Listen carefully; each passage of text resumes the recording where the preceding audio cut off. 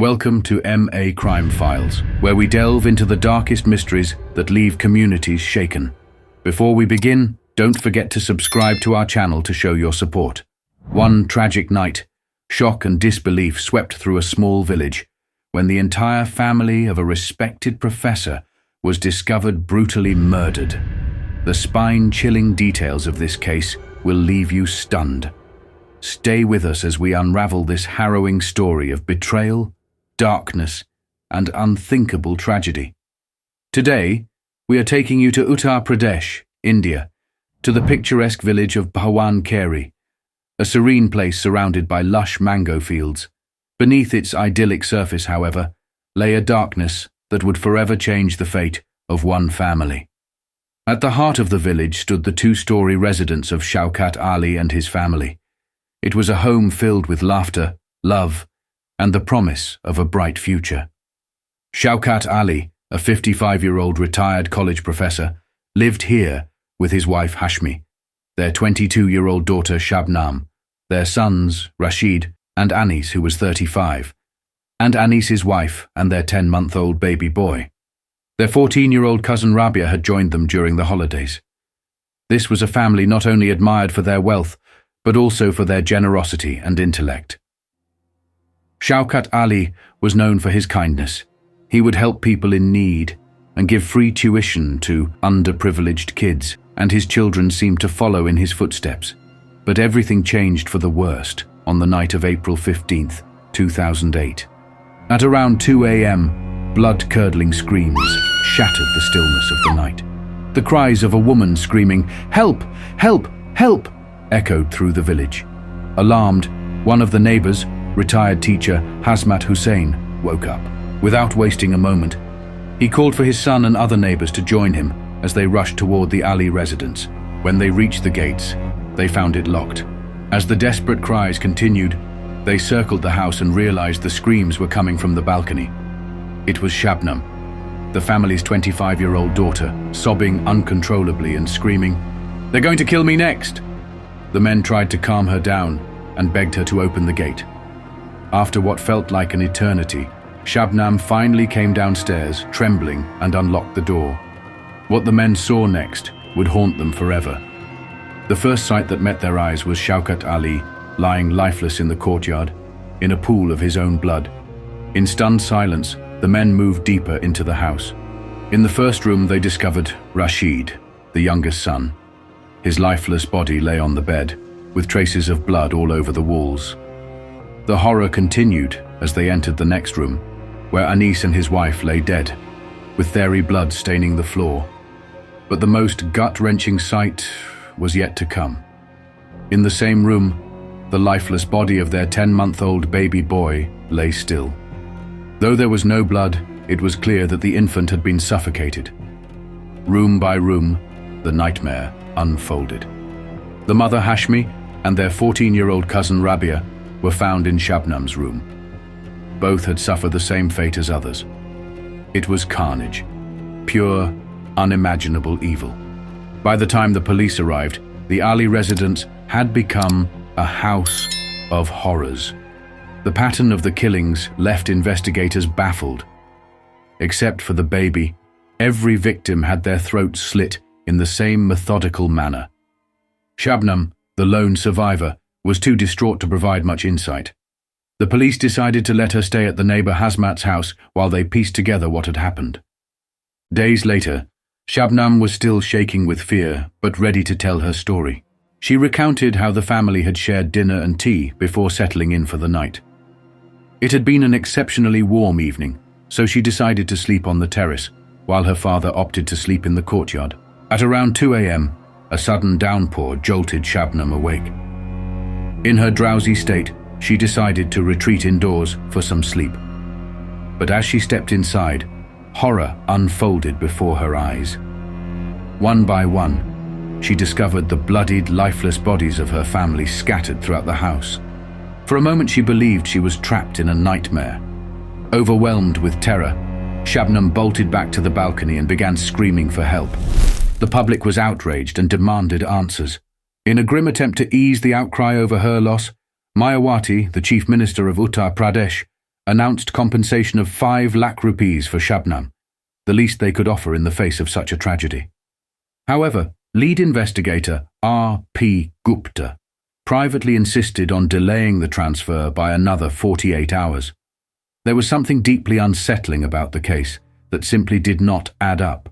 Consider the peculiar details. The house boasted unusually tall walls. How could an intruder have scaled such a barrier? If a ladder had been used, it had miraculously disappeared. There was no other way to climb the wall. Other inconsistencies began to surface. Shabnam had claimed that she slept on the terrace, yet no bedsheets or pillows were found there. Her own sheets, oddly, were discovered beside her mother's body. A mysterious SIM card was also found next to her phone, one that didn't belong to her. Perhaps most puzzling was the complete absence of any signs of struggle. In a house full of people, how did no one wake up as the killer systematically eliminated each family member? However, one detail remained consistent. In every room they found an empty cup of tea. Adding to the mystery was an empty box of sedatives found at the scene. The next 48 hours proved crucial. Inspector Gupta's team combed every inch of the crime scene, sent the bodies off for autopsy, and began meticulously sifting through Shabnam's phone records. Slowly, fragments of this baffling case started to come together. One detail, however, continued to haunt the investigators. The main door of the house had been locked from the inside. This perplexing fact defied all logic, until Shabnam offered her explanation. When she discovered her family's brutal fate, she had found the front gate unlocked. Fearing that the killer might return, she ran downstairs and locked the gate before retreating to the safety of the balcony. The autopsy revealed that all the family members, except for the baby, had been administered a sedative. This explained the lack of struggle. They were essentially drugged into submission. The baby, however, had been strangled, a grim deviation from the method used on the others. Curiously, investigators also found several items of clothing bearing the victim's blood that were linked to Shabnam, though she hadn't been seen wearing them that night when the police arrived. Another chilling twist emerged from Shabnam's phone records.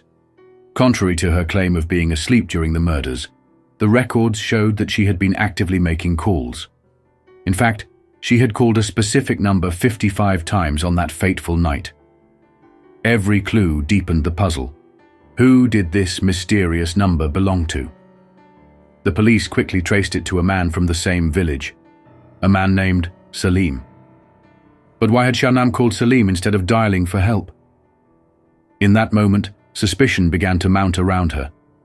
Before the authorities could bring her in for questioning, Shabnam fell gravely ill, further complicating the investigation. A comprehensive medical checkup was ordered to clear her for further interrogation. The police, already rattled by the unprecedented brutality of the case, were about to be stunned even more when Shabnam's test results came back.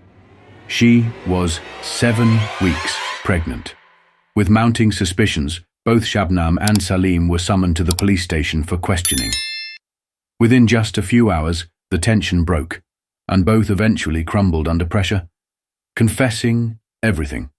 What follows may sound like a plot straight out of a murder mystery film, but every word they uttered was chillingly real. According to their confession, the pair were passionately in love, and Shabnam was carrying Salim's child. However, the Ali family vehemently disapproved of their relationship. Their love story was fraught with conflict. Shabnam came from a well-educated background with a double master's degree, while Salim had only studied until grade 6.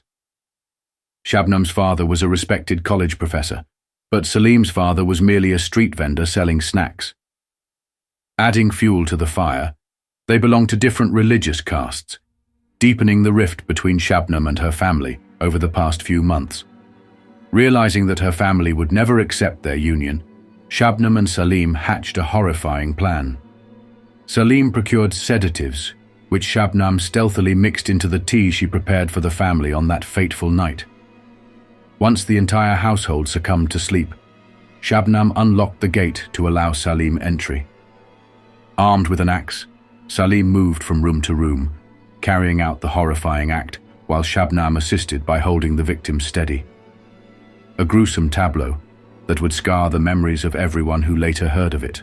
But what about the 10-month-old baby, untouched by the sedative's lethargic grip and without any blood around him? Salim claimed that he had ordered the baby be spared. However, when the infant began to cry and risked alerting the entire household, Shabnam, in a desperate bid to silence the noise, picked him up and strangled him with her bare hands. This unspeakable act deeply shocked and outraged the community. How could Shabnam, known for her close bond with her nephew, commit such an atrocity? After the horrific deed was done, the couple quickly separated their roles. Shabnam changed out of the bloodied clothes, while Salim discarded the axe and returned to his home, feigning sleep. As dawn broke and the village stirred to the sounds of Shabnam's desperate screams, Salim appeared among the gathering crowd at Ali's residence, seemingly just another concerned villager. On April 19th, 5 days after the massacre, both Shabnam and Salim were finally arrested. During the ensuing trial, the once united couple turned on each other, each blaming the other for the gruesome murders. Shabnam insisted that Salim had broken into the home and killed her family while she slept, while Salim countered that it was Shabnam who had summoned him after carrying out the murders herself. While in prison, Shabnam gave birth to a baby boy named Taj. Under Indian law, Taj remained with his mother in prison until the age of 7, as the first 7 years of his life were spent behind bars. Once Taj reached the age of 7, he was put up for adoption. In the midst of darkness and tragedy, a ray of hope emerged, as if fate had intervened. A man named Usman Shetty stepped forward to seek custody of Taj. Usman, now a journalist, was once Shabnam's classmate. And describing her as both a mentor and an older sister, years ago, when he couldn't afford to pay his fees, Shabnam had stepped in to help. Grateful for her kindness, Usman had never forgotten the debt he owed her. Usman felt compelled to care for Taj. 2 years later, in 2010, the judge pronounced the death sentence for both Shabnam and Salim, death by hanging. Their mercy petitions, including appeals to the president and even the Supreme Court, were all denied. The judge, in his final remarks, labeled this case as one of the rarest of rare and upheld the death penalty. Shabnam now awaits execution on death row alongside 13 other women, yet she is slated to be the first to be executed. Her teenage son has even publicly pleaded for mercy on her behalf, saying, "I love my mother. I have only one demand for President Uncle, that he doesn't let my mother die." In the end, this case leaves us with a multitude of unanswered questions. Why did Shabnam take such an extreme and horrifying step? Why didn't she simply run away with Salim when faced with her family's disapproval? How could someone so educated, with such a seemingly benevolent upbringing and a history of empathy, commit such monstrous acts against her own kin? The mystery lingers, leaving us to wonder about the depths of human emotion and the lengths people will go when driven by love, desperation, and betrayal. That is it for today. If you enjoyed the case, don't forget to like the video and subscribe to our channel.